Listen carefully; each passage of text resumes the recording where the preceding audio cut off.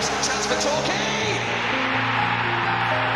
Chris Hargreaves, the captain. If he stays offside, Carlisle checks instead. He's looking for Benny. Sills.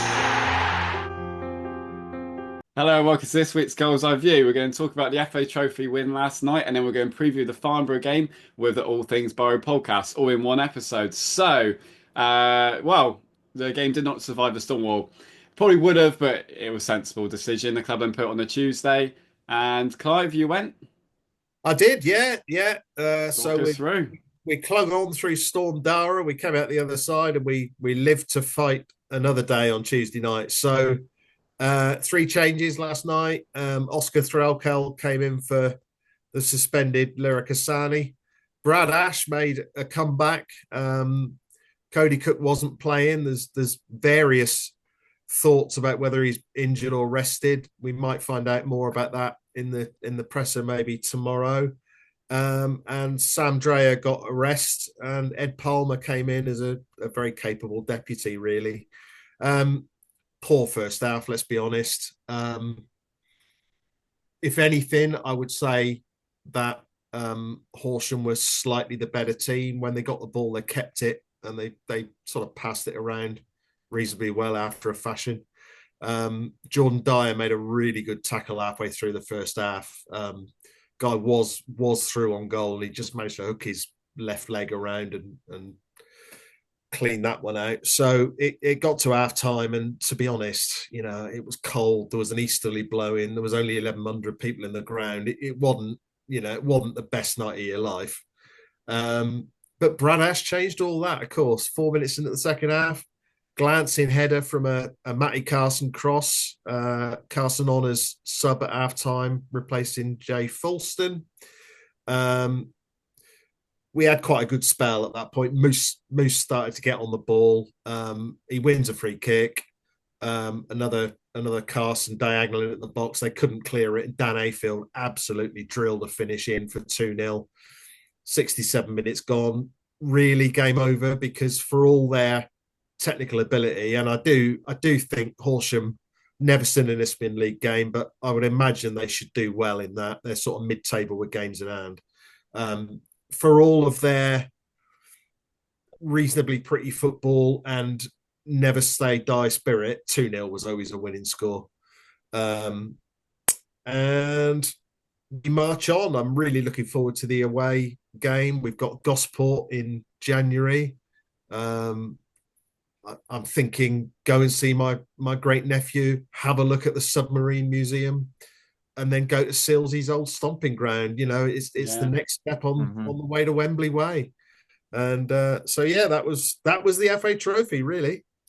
No, well, God, what else are we going to talk about? Yeah, that is fair enough. I think I really like the FA Trophy. I kind of agree with sort of some people who say, oh, it's one of those where you put quite a strongest team out, and then once you get to like the third or fourth round, then you can take it more seriously, which is true. But I just think, as we say, cup runs and winning games is important, and we've done that, and we're in a good sort of place as winning football games as a habit.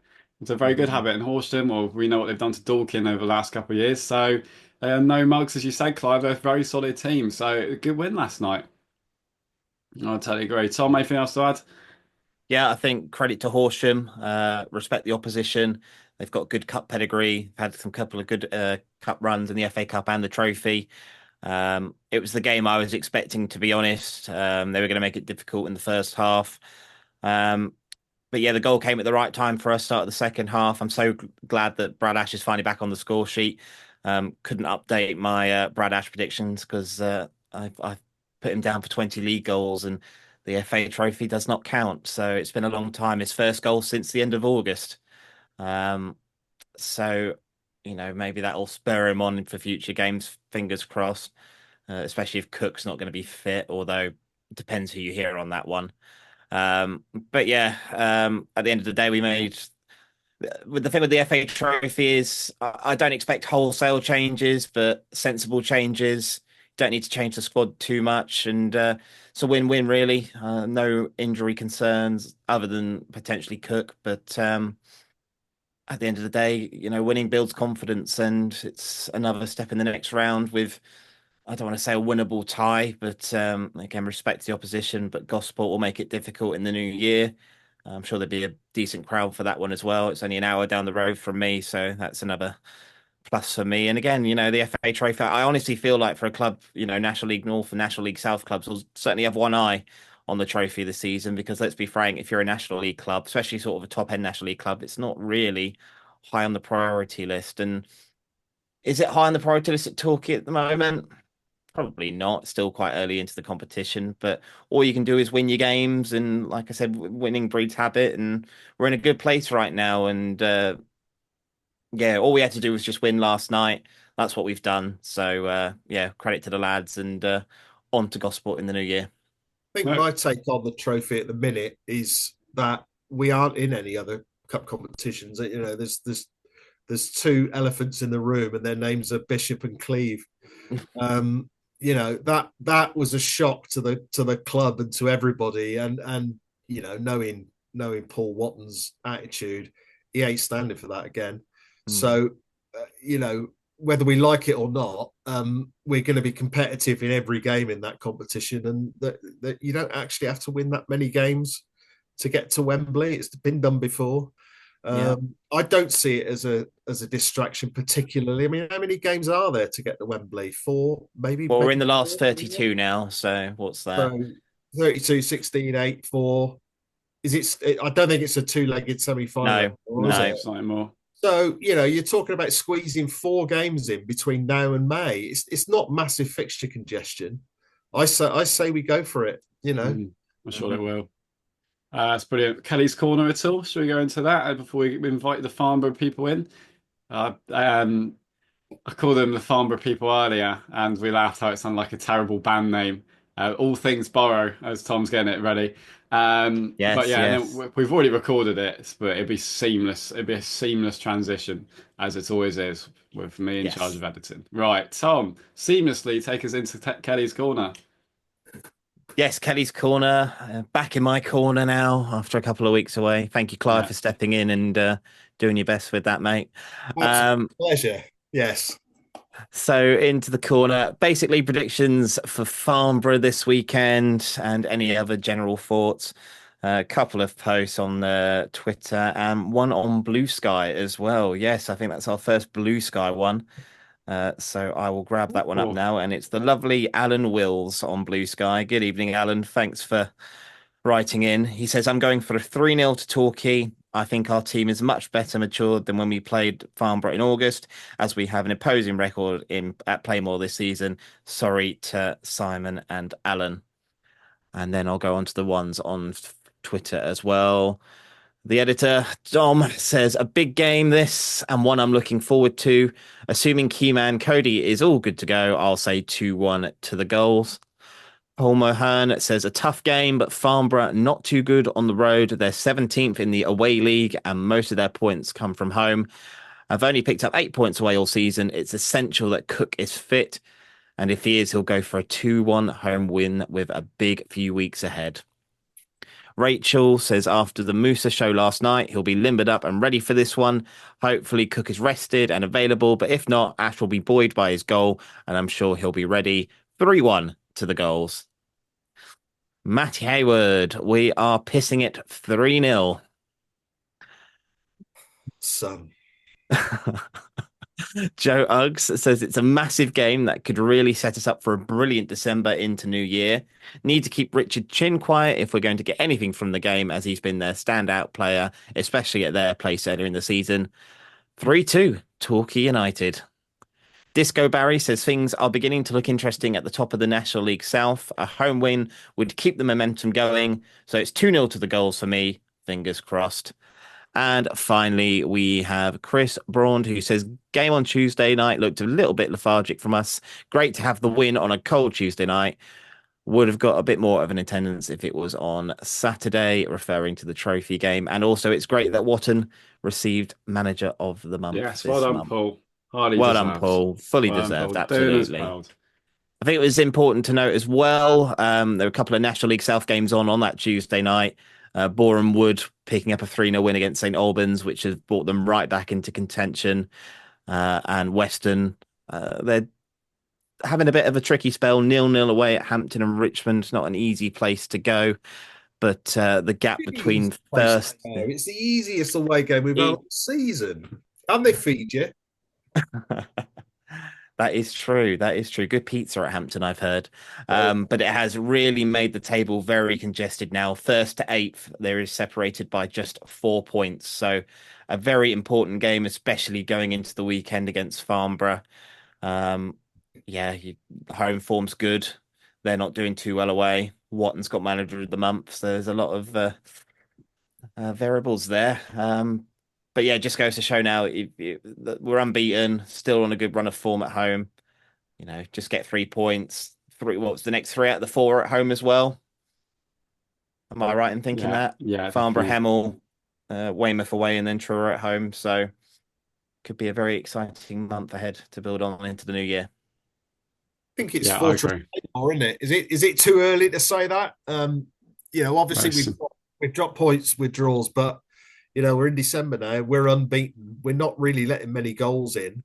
We're still getting decent attendances in the league. I think it's becoming a difficult place for teams to come.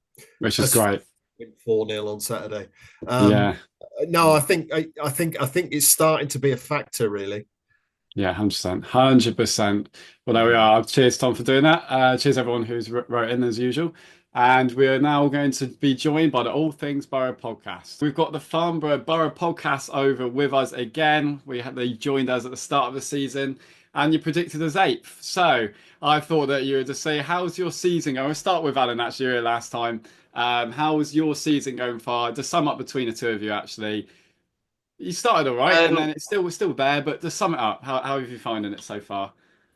Yeah, I think it is going really well, actually. We're sitting Simon 4th in the table.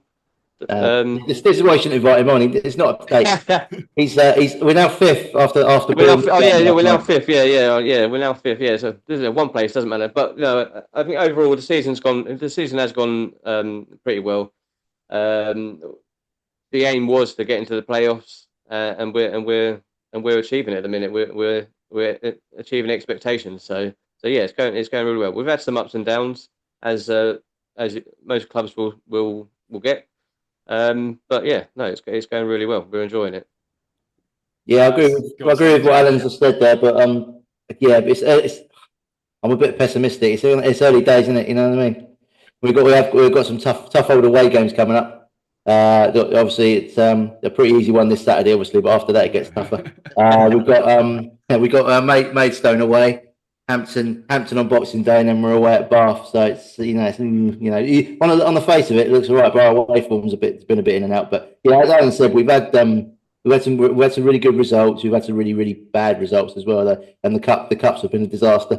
So it's been. We won't talk about the cups, though, will we? No. Some of the cups, if you like. I don't mind.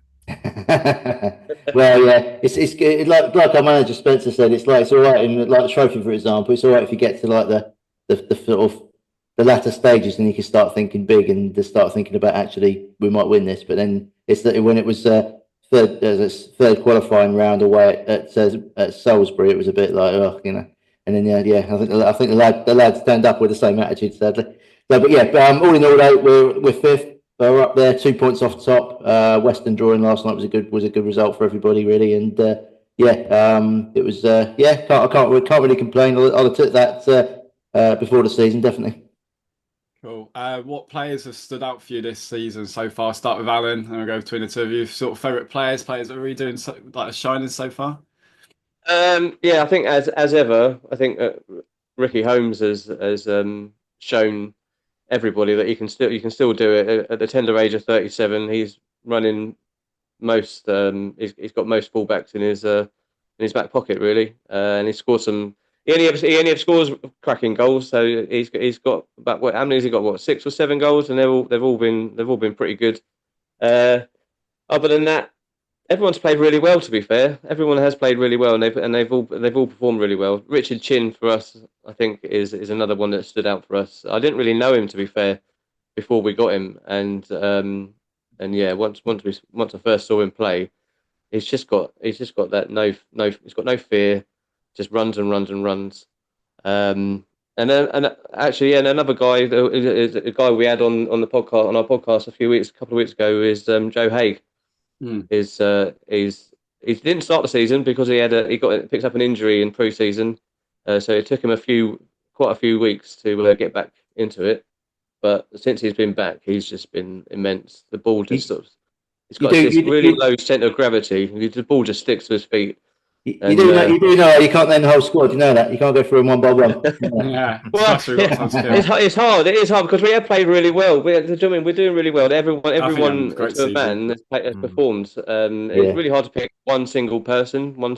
But I'd probably go with Miller. To be fair, Miller up top. He's been doing the job on his own. 19. He's just turned 20. He's done really well. He's got 8 goals. Might be 7. It's 8 or 7. But yeah, he's doing quite well. And Chinny's an outstanding player. He does a bit more than running. What Alan said, Alan gave him credit for. He's got the quality as well, and he got two cracking goals against Hemel when we went to that match.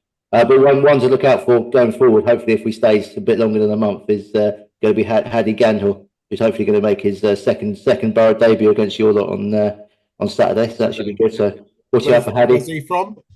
He's on loan from Aldershot. We had him last season for a month, and he scored 5 goals in 6 games. And he's a really good player. He's one of those who's kind of, he hasn't really made it at some National League level for whatever reason, but he was at Charlton when he was younger, but he had a really bad injury and it put him out of action for a while. So he's kind of like building his way back. But he started off the season really well at Aldershot, and he scored 3 goals in his first 2 matches. I actually went to their first game of the season against Forest Green, and he scored 2 really good goals. Which I've been one of Simon's many exploits down Aldershot.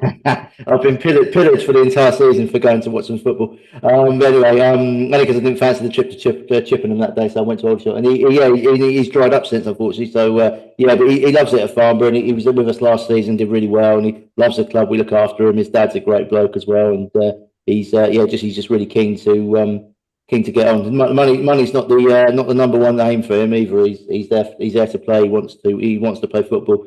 Hopefully be with us for a bit longer than a month. But we'll see how things go.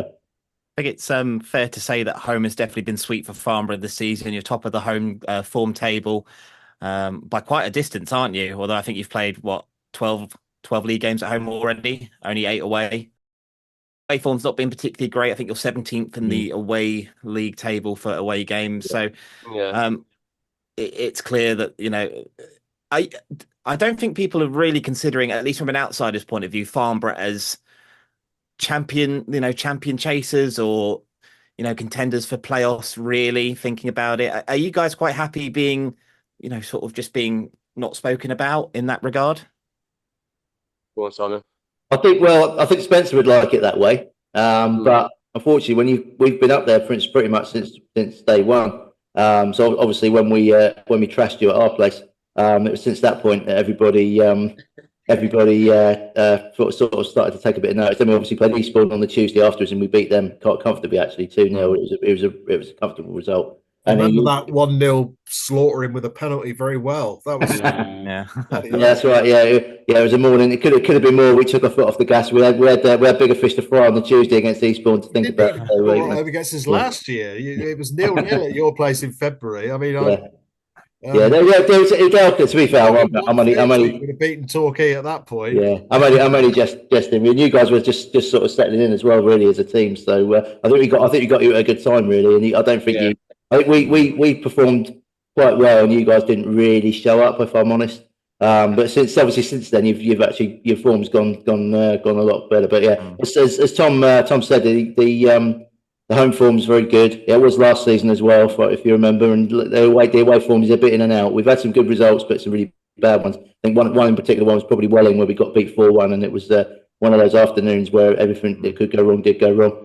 Apart from us equalising, and it was only Mason Bloomfield's only goal for Farnborough this season before he sadly had to depart. So it's a bit bittersweet, that one. But yeah, we've had some poor results, and you may have noticed our 2 cup exit games were away from home as well. So I think Tommy might have a point there with our away form. We came a cropper at Welling as well. That wasn't a great deal of fun. Yeah, it's a bit of a nightmare, that ground, isn't it? It's open to the elements apparently, and it's got a proper slope on it as well, hasn't it? So, but there will be. I reckon there will be. I don't know how many is going on that coach. It's a big coach, so there will be a good following going. It's not just the coach. There'll be people going down off their own backs, a car, train, or whatever. I reckon we spoke to the chairman, didn't we, on the other night, and he's going down. He's going down the train with some of the directors, so there'll be a few there. I reckon we'll probably get. I think I said 70 to 100 is my sort of rough estimate. But the coach, we've got a 52-seater coach going, and it's almost full, so that's good news. So as long as they don't break down halfway there, they should turn up. Well, if you watch next week's episode, Clive will certainly let you know how he feels about the away followings. He's got a bit of a reputation for feedback for away fans visiting Playmore, don't you, Clive? Excellent. I just think that there's a little bit more of a culture going to away games from Torquay. I don't know. We're kind of a bit more immune to the distances. People always say it's a hell of a long way to come, but yeah, it actually is a bit disappointing. I think the away support in this league, because you need two sets of fans to make a proper atmosphere. Yeah, I agree. I agree. You guys travel really well. You did it at our place. Yeah. You did really well. Took about 400, didn't you, to our place? Which I know. More than that. Yeah. 400 proper fans anyway. We were flying, weren't we? First away game of the season. Yeah. It was 400 proper fans and 200 plastics, wasn't it? and a fairly well-known director turned up as well. He's been in the dugout since as well. Alan was beside him. So I've never seen him speechless ever before in his life, and he couldn't bring himself. I don't know what, there was a puddle on the floor as well after he left. I don't know what it was about. I think someone must have spilt something around the area where we were taking our photograph. I was a bit disappointed. But I can tell you, it's the highlight of his career. Absolutely. And we're very pleased to have him as well. Not that I really want to talk about the defeat to Farnborough earlier in the season, but let's talk about it anyway. As we've mentioned previously, the home form's been really good. What do you test the good form to at home? Good setup at Farnborough, nice ground for the level. I think, why is that home form so good for you guys? I don't know. I think it's the support, really. I think mainly because we do tend to sort of bring a lot of home support to the club. So yeah, the fans get behind the players, especially down at the PRE end and behind the goals, whichever way we're playing. And the players just feed off that. The players, they really do. They love it, and